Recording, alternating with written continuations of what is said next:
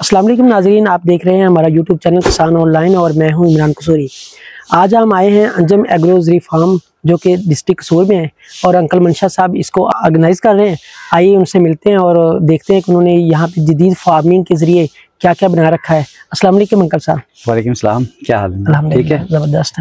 ठीक। सर, सुना है कि आपने फार्म को बड़ा जदीद ऑर्गेनाइज मैनेज करके रखा हुआ है और हर चीज़ जो अपनी प्रोडक्शन बना के सेल कर रहे हैं, तो क्या सीन है? हाँ इमरान भाई, इस तरह है कि हमने जो है ना वो कोशिश की है अपनी तरफ से कि इसको एक मॉडल फार्म के तौर पे बनाया जाए, जिसमें हमारे साथ जो है ना गवर्नमेंट ऑफ पंजाब का डिपार्टमेंट वाटर मैनेजमेंट है। ठीक है। उन्होंने काफ़ी कोऑपरेट किया है, ताउन किया है। तकरीबन तमाम स्कीम जो है ना वो हमारे पास यहाँ पे हम उससे इस्तेफादा ले रहे हैं, जिसमें ड्रिप इरिगेशन सिस्टम है, सोलर सिस्टम है और लेज़र लेवलर है। मुर्शद साहब, आमतौर पर किसान जो होते हैं वो इतने मतलब पढ़े लिखे नहीं होते, इतनी वो अवेयरनेस नहीं होती उनको, तो आपने ये कैसे सारा जदीद मैनेजमेंट सिस्टम कैसे, मतलब थोड़ा सा स्टार्ट से में बताएं कि कैसे आपने ये मैनेज कर लिया कि आपने ग्रीन मीटर भी लगाया और बता रहे थे कि 8 घंटे में मैंने ये फैसिलिटीज़ ली, और अक्सर किसान जो है वो इससे दूर दूर रहते हैं। बस उसमें ये है कि मेरे पास जो है ना ऑलरेडी जो ऑन फार्म वाटर मैनेजमेंट है, इन्होंने मुझे एक सोलर सिस्टम दिया था। बाद में उसको मैंने ख़ुद भी उसमें ऐड भी किया है, और जैसा कि गवर्नमेंट ऑफ पाकिस्तान की एक स्कीम या एक सिस्टम चल रहा है, जिसमें आप जो है ना ग्रीन मीटर लगा के अपनी जो एक्स्ट्रा एनर्जी होती है वो आप वापडा को दे सकते हैं। तो उसके लिए फिर मैंने कोशिश की, अल्हम्दुलिल्लाह विद इन अ डे मैंने ग्रीन मीटर जो है ना वो ले लिया था। कब से ये सारा फार्म ऑर्गेनाइज किया और क्या क्या फसलें काश्त कर रहे हैं यहाँ पे आप? यहाँ पे जो ज़्यादा मेरा फोकस है वो ऑयल क्रॉप पे है। ठीक है। और आपने ये देखा भी होगा कि मेरे पास ऑयल निकालने का सिस्टम भी मौजूद है। ठीक है। और ये मैं तकरीबन 2010-11 से इसको स्टार्ट किया। जो मेन फोकस है वो ऑयल क्रॉप पे है, जिसमें मस्टर्ड है, कैनोला है, सनफ्लावर है। ठीक है। ये मेरी मेजर 3 क्रॉप है जो मैं अपने फार्म पे लगाता हूँ, और इसी का फिर हम ऑयल बनाते हैं। और जो इसकी खल होती है वो, क्योंकि आपने देखा होगा मेरे पास एक डेयरी फार्म भी है और फैटनिंग फार्म भी है, तो वो खल जो है वो ज़्यादा हम अपने इधर इस्तेमाल कर लेते हैं। और ऑयल बछड़ों के लिए ठीक है, जिसमें बछड़े भी हैं और काउस भी हैं, बफलो भी है, और उनको हम जो है ना अपनी खल इस्तेमाल करा देते हैं। और जो ऑयल होता है वो हमारे पास ज़्यादातर जो है ना लोग वो खाने के लिए इस्तेमाल करते हैं। ये इरिगेशन सिस्टम है हमारे सामने, हम देख रहे हैं। हाँ जी। तो क्या सीन है और क्या करते हैं, मतलब बड़ी जदीद मुझे तो लग रहा है देख के, क्योंकि अक्सर किसान इस चीज़ से दूर हैं, उनको पता ही नहीं क्या करना है। मेरे पास ये जो सिस्टम आप देख रहे हैं ये ड्रिप इरिगेशन सिस्टम है। ठीक है। और ये वो आप लोगों ने सुना होगा कि वो कतरा कतरा जो है ना, क्योंकि हमारे पास पानी की शॉर्टेज है, थोड़ा पानी मेरे पास नहरी पानी है, वो मैं इस पॉन्ड में जो है ना उसको इकट्ठा कर लेते हैं। अच्छा, नहरी पानी भी इसके अंदर जमा करते हैं? हाँ जी। ठीक है। तो जो बाकी और चाहिए होता है वो फिर हम ट्यूबवेल से ले लेते हैं पानी। ठीक है। और इसमें से फिर जो है ना वो हम पानी उठा के तो अपने जो है इरिगेशन सिस्टम के तहत जो है ना हम इरिगेट कर लेते हैं अपनी ज़मीनों को। कितनी ज़मीन के ऊपर इरिगेशन सिस्टम लगा हुआ है? 50 एकड़ पे बता रहे थे आप या सर? नहीं, ये मेरे पास जो है 25 एकड़ है। ठीक है। जिस पे इरिगेशन सिस्टम जी, जिस पे जो है ना irrigation system, drip irrigation system है। और अब इसको चलाने के लिए जो है ना वो गवर्नमेंट ने ये फैसिलिटी दे दी है कि इसको चलाने के लिए सोलर सिस्टम दे दिया है गवर्नमेंट की तरफ से। जी, गवर्नमेंट की तरफ से। सही, ज़बरदस्त हो गया। और जो मैंने एडिशनल लगाया है उससे मैं ये जो इसको प्रोसेस करने के लिए क्रॉप प्रोसेसिंग यूनिट के नाम से मैंने एक छोटा सा यूनिट भी बनाया है, जहाँ पे और ये आप देख रहे होंगे कि यहाँ पे जितना भी सिस्टम है ये नियर टू ऑर्गेनिक है। ठीक है।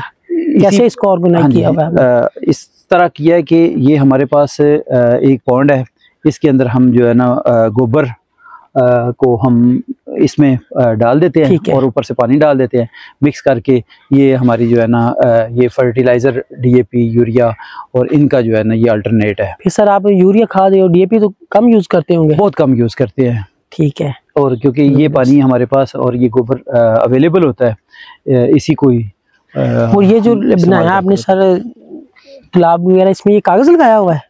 नहीं, ये बुनियादी तौर पे इसकी सीपेज को कंट्रोल करने के लिए ये एक शीट इस्तेमाल होती है। ठीक है। इसको जियो मेम्ब्रेन शीट बोलते हैं। जियो मेम्ब्रेन शीट, हाँ जी। यानी पानी ज़ाया नहीं होता, नीचे नहीं जाता? हाँ जी, पानी ज़ाया नहीं होता, सीपेज नहीं होती इसकी, और कोई चीज़ डैमेज नहीं होती।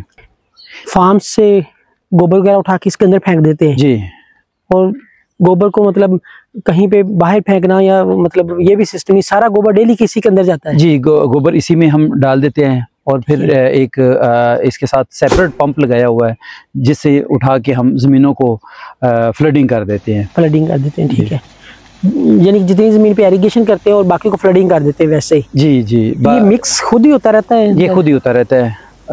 अगर कभी वो ज़रूरत पड़े तो लड़कों को लगा के बांस के ज़रिए जो है ना इसको मिक्स कर देते हैं। ठीक है।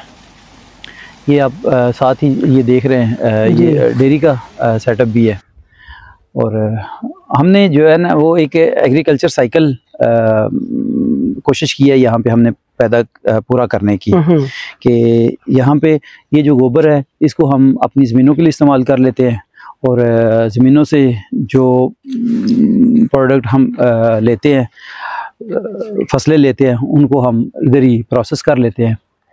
ज़्यादातर भैंसें रखी हुई मेरे ख्याल में? भैंसें भी हैं और ये काउस भी हैं, और फैटनिंग के जो है ना वो उसका भी गाय बगाए एक आध फ्लॉक जो है ना वो हम डालते रहते हैं। सही जी। ये भैंस आ रही है हमारे साथ। जी जी।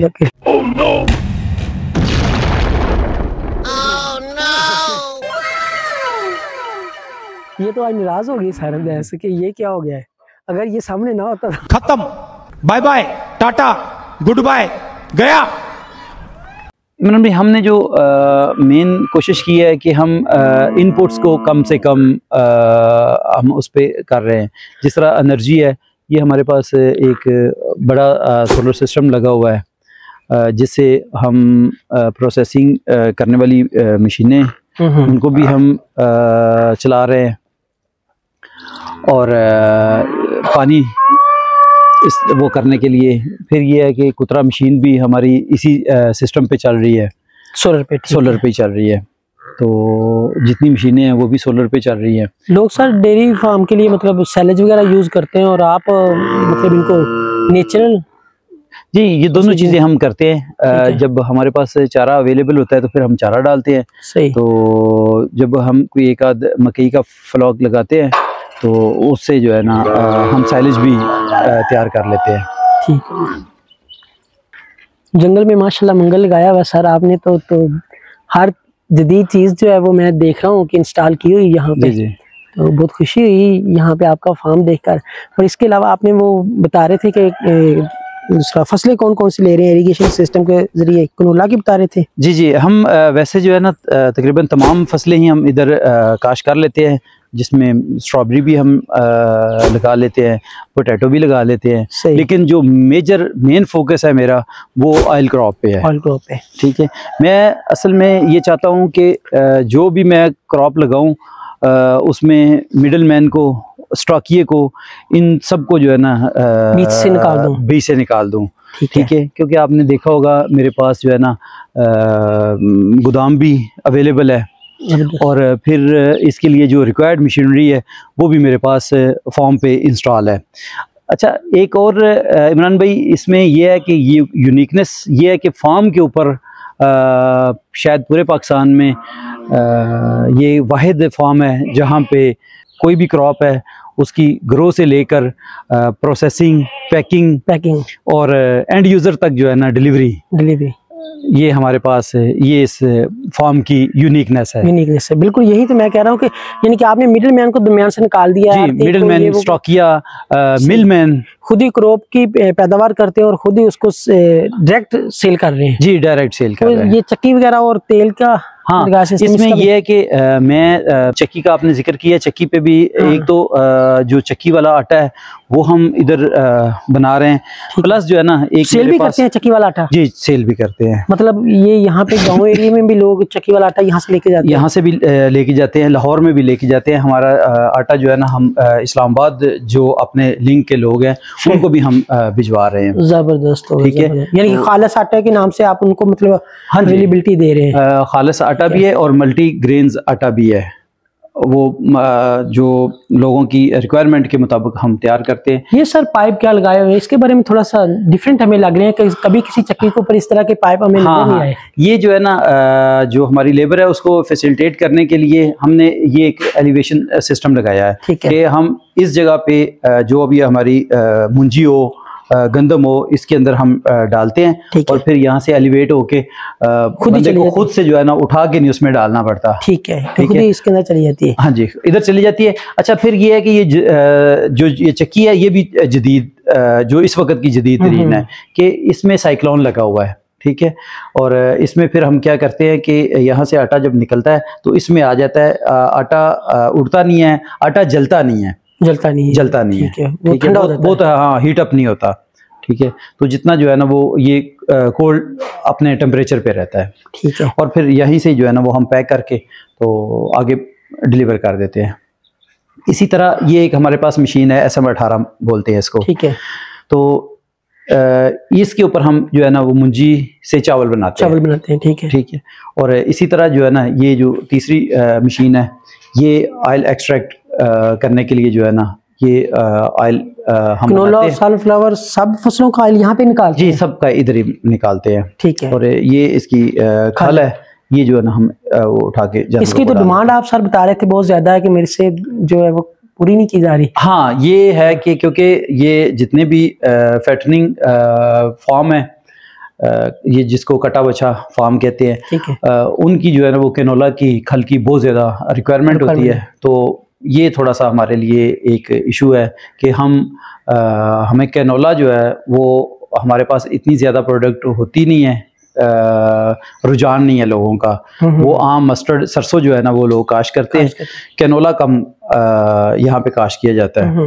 तो जबकि कैनोला का ऑयल खाने में भी इस्तेमाल होता है, और खल जो है ना वो ये जो जितने भी फार्म है, कैटल फार्म है, वो हमसे डिमांड करते हैं। उसका हम जो है ना वो उनकी रिक्वायरमेंट उस हिसाब से फुलफिल नहीं कर पा रहे।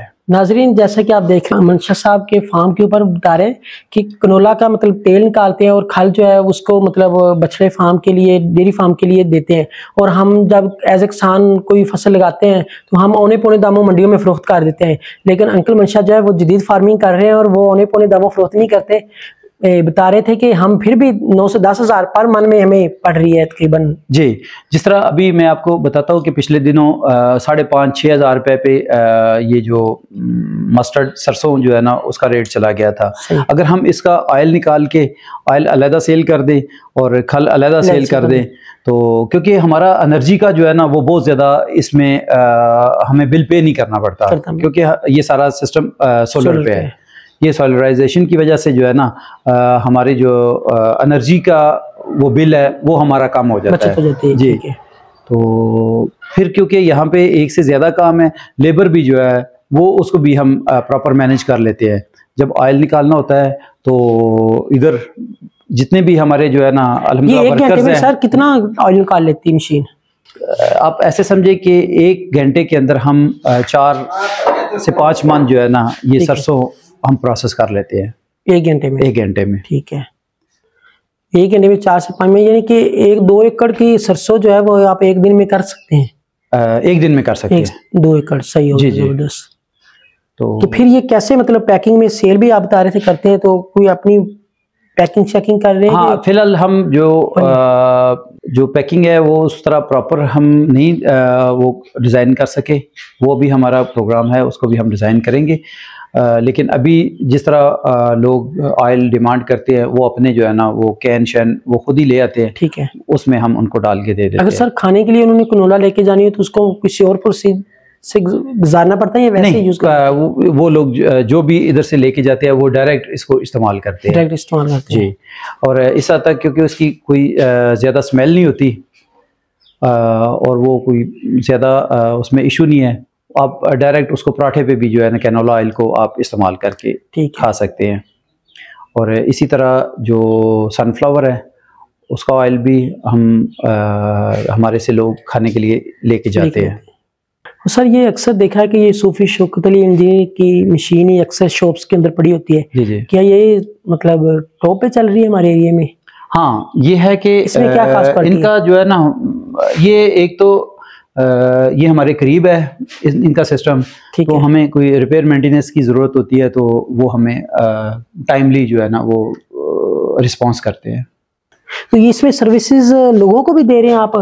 घर का आटा मेरा जी जी, वो हमारे पास जो करीब तरीन जो आबादियाँ हैं, ठीक है, वो आते हैं तो हम बहुत कम रेट पे जबरदस्त सिंपल बहुत थोड़ा सा आटा लेके जो है ना हम उनको पिसाई करके दे देते हैं और पैसे हम नहीं लेते। सही, जबरदस्त।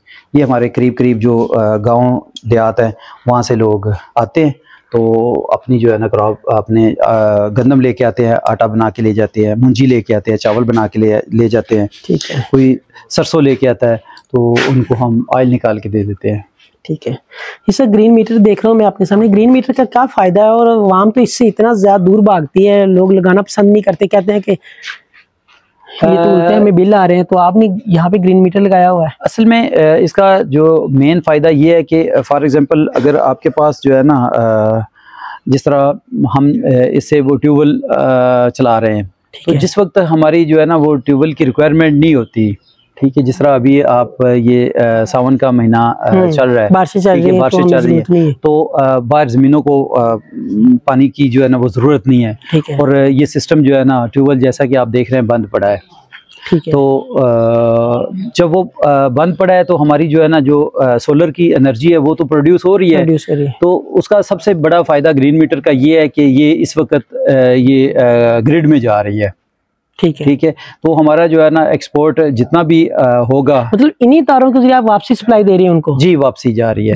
इसके लिए जो है ना ऑन ग्रिड इन्वर्टर इस्तेमाल होता है, ठीक है, तो वो प्रॉपर जो है ना हमारे पास इंस्टॉल है, तो हम जो दिन की बिजली होती है वो हम वापडा को दे देते हैं, और जो हम इंपोर्ट करते हैं उनसे तो महीने के बाद वो हिसाब हो जाता है।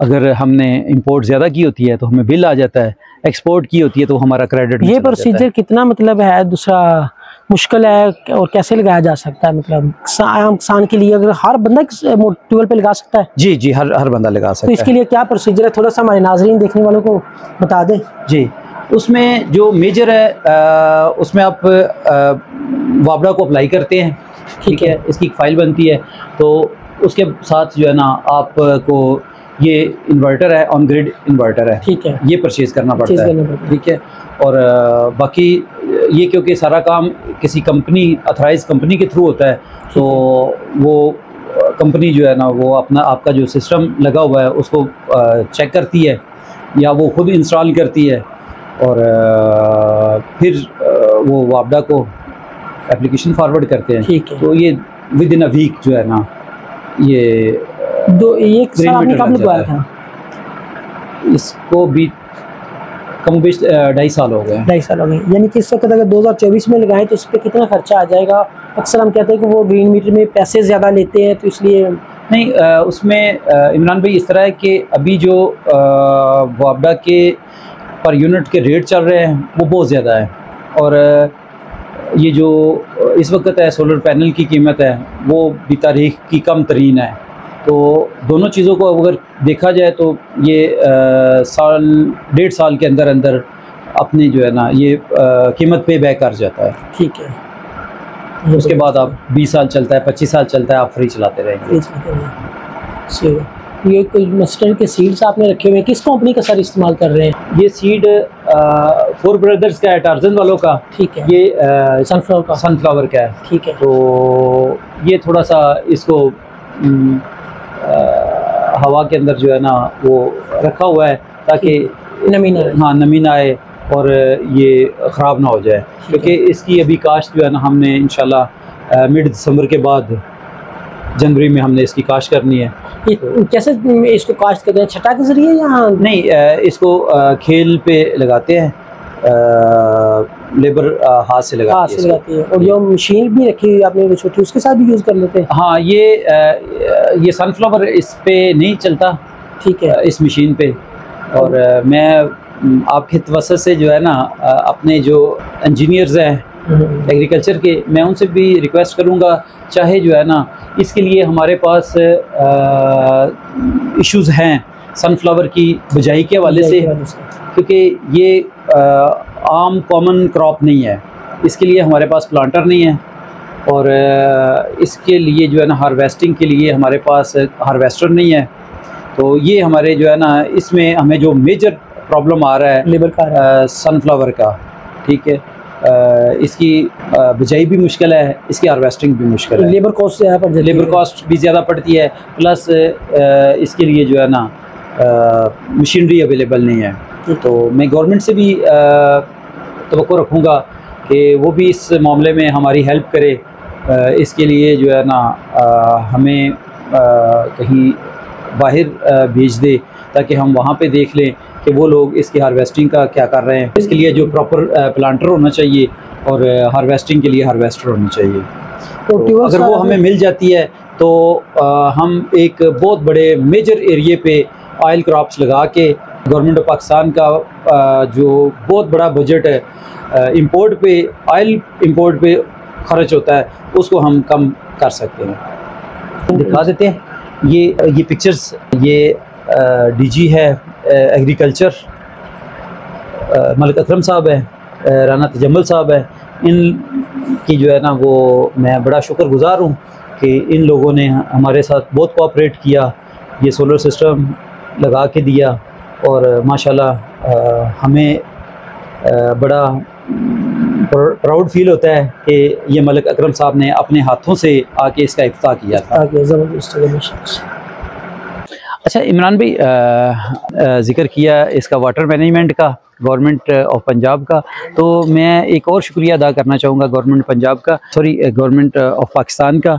ये जो ट्रैक्टर आप देख रहे हैं 385, ये हमें 7% पे वज़ीर आज़म की जो स्कीम है उसमें हमें ये मिला है। तो ये 7 साल की इंस्टॉलमेंट पे है।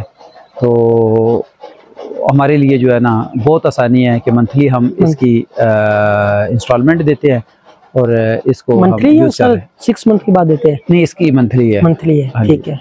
ये तकरीबन कोई 43,000 जो है ना हम मंथली इसकी इंस्टॉलमेंट पे कर रहे हैं और ये ट्रैक्टर हमारे पास है अल्हम्दुलिल्लाह। ठीक है सर, दूसरा इरिगेशन सिस्टम के वजह से मेरा क्वेश्चन था आपसे कि पहले आपने टरबाइन यूज़ की है, पानी निकालते हैं, फिर यहाँ तालाब में आता है, फिर यहाँ से इरिगेशन के लिए अलग मोटर लगी हुई है और दूसरी अलग मोटर लगी हुई है। तो ये एक पानी को सप्लाई करने के लिए मतलब डबल खर्चा आपका हो रहा है? जी, डबल खर्चा तो वाकई हो रहा है, लेकिन इसी में जो सोलराइजेशन गवर्नमेंट ने करके दी है, इसी को ओवरकम करने के लिए ये सोलर लगा के दिया है। ठीक है कि एक तो इसमें नहर का पानी आता है, तो वो तो बगैर एनर्जी के इधर आ जाता है। जब हम इसमें ट्यूबवेल का मिक्स करते हैं तो फिर जो है ना हमारी एनर्जी खर्च होती है, और उसका जो है ना अल्टरनेट इरिगेशन सिस्टम लगा हुआ है उसमें, उसके लिए भी और ट्यूबवेल को चलाने के लिए भी हमें सोलराइजेशन से काफ़ी हेल्प मिल जाती है। और इस वक्त कौन कौन सी फसलें मशहूर साहब आपने काश्त की हुई हैं, और थोड़ा सा विजिट करवा दें हमें जी, जहाँ पे इरिगेशन का आप पानी यूज़ कर रहे हैं, और हमारे किसानों को बताएं कि किस तरह से आप मतलब इसमें बहुत ज़्यादा बचत ले रहे हैं जी, यानी कि ड्रिप इरिगेशन सिस्टम वगैरह लगाया हुआ है और मतलब वो ऑर्गेनिक सिस्टम है जी। तो उसमें देखिए, जब भी आप गोबर की खाद आप इस्तेमाल करेंगे तो एक तो आप केमिकल से बच जाएंगे। ठीक है, ठीक है।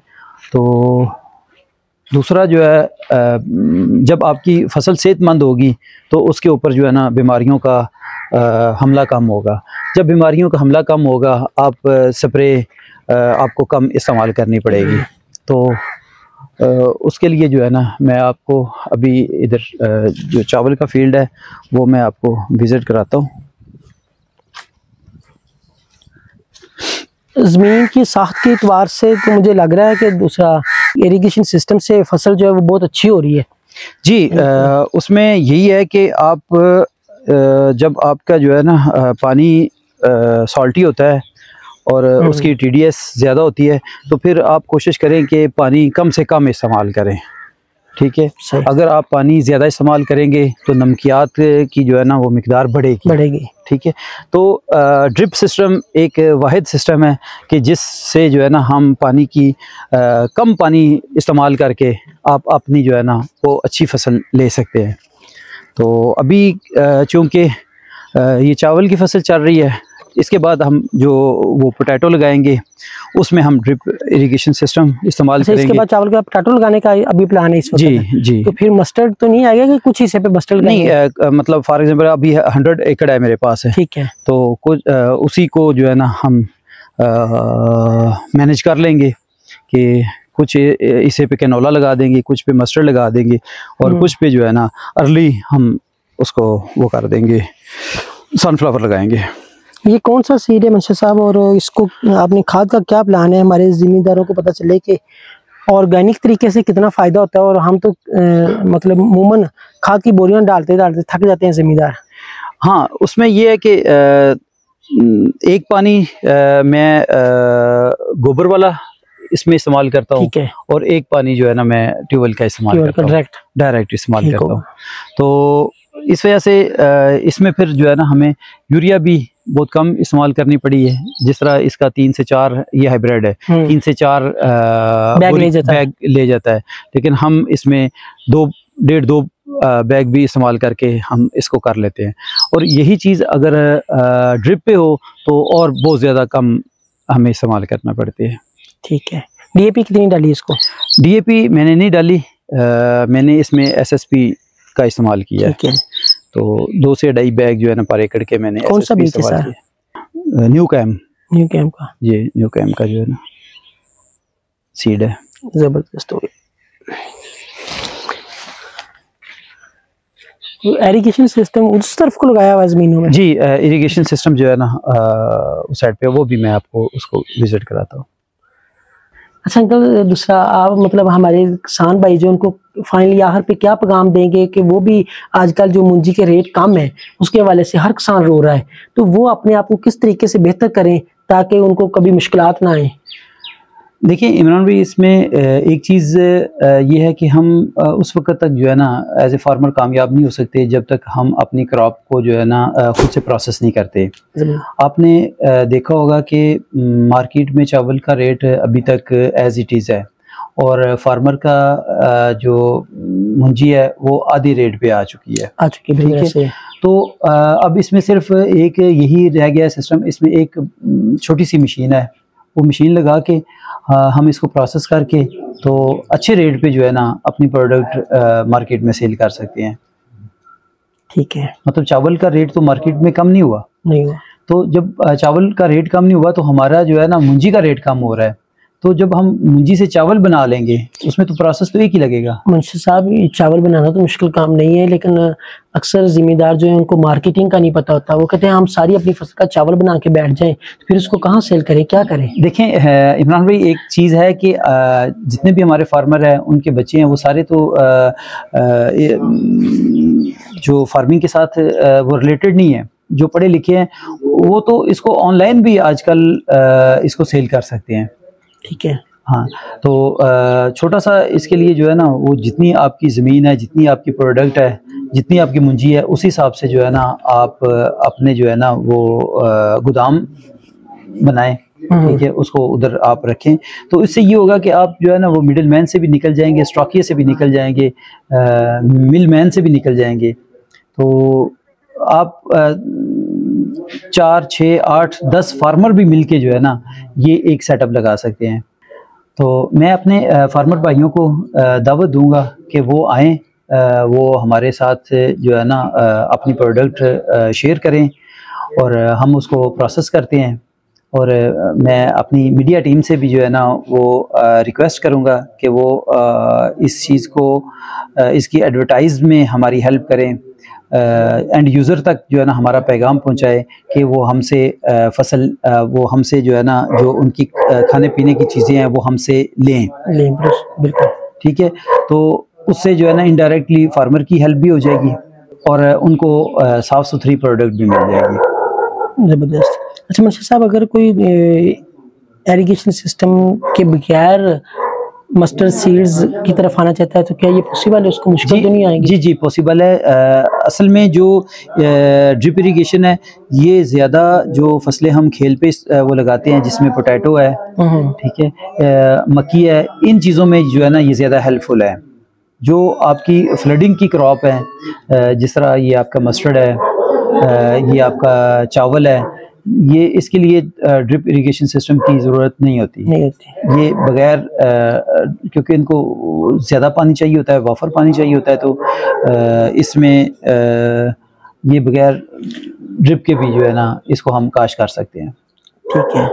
और इसके बीच के हवाले से सनफ्लावर और मस्टर्ड जो सबसे आपकी मेजर क्रॉप्स हैं, जी जी, तो अगर कोई और ज़मींदार आपके साथ अटैच होना चाहे तो हमारे तवस्सुत से मतलब वो आपसे रब्ता कर सकता है और आप उसको हेल्प करेंगे? जी, उसमें ये है कि सनफ्लावर का जो सीड है ये हाइब्रिड सीड इस्तेमाल होता है, तो वो जहाँ से हम परचेज़ करते हैं वो उसमें उनकी हेल्प हम कर सकते हैं और वो हमारे फार्म को विज़िट करके और जो भी इस हवाले से रहनुमाई लेना चाहे तो वो रहनुमाई ले सकते हैं। एंड पे हम हमारे किसान भाइयों को क्या पैगाम देना चाहेंगे कि वो कैसे मतलब इस सारी सिचुएशन में, महंगाई के इस दौर में अपने आप को बेहतर करें? आखिरी पैगाम। मैं तो यही कहूँगा कि जो भी हमारा फार्मर भाई है वो ज़िम्मेदार है, वो जो एंड यूज़र है, मतलब जो इसको इस्तेमाल जिसने करना है, आम आवाम है, उस तक जो है ना ये अपनी फसल को उन तक किसी तरीके से पहुंचाए। ठीक है। नाज़रीन, जैसा कि आपने देखा, हमने मंशा साहब का अंजम एग्रो फार्म को विजिट किया और हम आपके पास लेकर आए हर तरह की मतलब जदीद मशीनरी, कैसे उन्होंने अपनी प्रोसेसिंग प्लांट लगाया हुआ है और डेयरी फार्म बनाया हुआ है, इरिगेशन सिस्टम है और उसमें सोलर सिस्टम लगाया हुआ है। एक फार्म के अंदर, चार दीवारी के अंदर हर चीज़ को जो है वो मैनेज किया हुआ अच्छे से, तो आप भी कर सकते हैं। कि यानी कि सर मैं तो यही समझूंगा कि हमें एक चीज़ के ऊपर फोकस नहीं रहना चाहिए बस। जी। अगर हम कल सिर्फ फार्मिंग कर रहे हैं तो एक चीज़ के ऊपर फोकस रहेंगे तो फिर मर जाएंगे। वो मैंने जैसे आपको बताया कि जो है ना हमारे एक फार्मर के कितने बच्चे होते हैं, तो उनको आगे जो है ना वो डिटेल करें कि यार आपने जो है ना इस फसल को आपने प्रोसेस करना है, आपने इसकी मार्केटिंग करनी है। दूसरे बच्चे को जो है ना जो पढ़ा लिखा है उसको मार्केटिंग पे लगा दें। तो ये फिर मैं जो मेन चीज़ है वो ये है कि हम एज ए कोलैबोरेशन के तौर पे मतलब 5-5, 10-10, 11-11 जो है ना वो फार्मर इकट्ठे होके भी इस काम को कर सकते हैं कि एक फार्म पे आप मशीनरी लगा दें और वहीं से जो है ना उसका पैकिंग सिस्टम हो, वहीं से जो है ना उसकी डिलीवरी हो। ठीक है। तो आजकल कोविड के बाद जिस तरह ऑनलाइन कामों का जो है ना वो रुझान बहुत बढ़ गया है, तो इसमें इस काम के लिए भी जो है ना हमें ऑनलाइन बहुत ज़्यादा हेल्पफुल साबित हो सकता है। बिल्कुल ठीक है इमरान भाई, शुक्रिया, बड़ी मेहरबानी, शुक्रिया और आपने जो है ना टाइम निकाला। जज़ाकल्लाह, थैंक यू।